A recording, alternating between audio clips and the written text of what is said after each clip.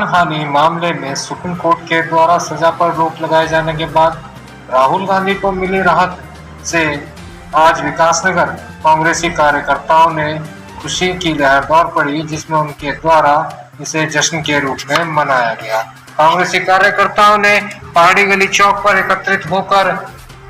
जमकर आतिशबाजी की, साथ ही आपस में मिठाई भी बांटी। मानहानि मामले में सुप्रीम कोर्ट के द्वारा सजा पर रोक लगाए जाने के बाद राहुल गांधी को मिली राहत और उनकी सांसद सदस्यता बहाल होने पर कांग्रेसी कार्यकर्ताओं ने जमकर जश्न मनाया, जिसके चलते विकासनगर सभी कांग्रेस के पदाधिकारियों और कार्यकर्ता एकत्रित हुए, जिसमें उनके द्वारा जमकर नारेबाजी करते हुए और संविधान की जीत बताते हुए साथ ही आतिशबाजी कर विकासनगर के पहाड़ी गली चौक पर एक दूसरे को मिठाई खिलाई और अपनी खुशियों का इजहार किया। राहुल जी की बालिका जन्नत सवाल है, जिस षड्यंत्र पूर्वक तरीके से, जिस कूटनीति और जिस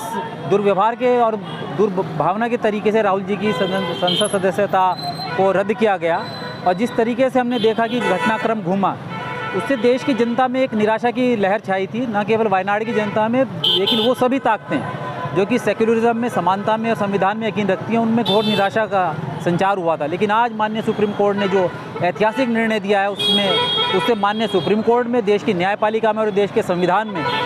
जनता का भरोसा फिर से कायम हुआ है और राहुल जी फिर से संसद पहुँचेंगे और फिर से जन समस्याओं को, किसानों को, युवाओं के, बेरोजगारों के और सभी दलित, कुचलों के, अल्पसंख्यकों के मुद्दों को फिर केंद्र में वो लाने का काम करेंगे और देश की राजनीति को मैं समझता हूँ कि इससे नई दिशा में लेगी। और आज 2024 के रण के लिए जो आज फील्ड सज चुकी है और सेनाएं तैयार हैं, राहुल गांधी उसके सेनापति होंगे। देखिए, मोदी सरकार की तानाशाही ने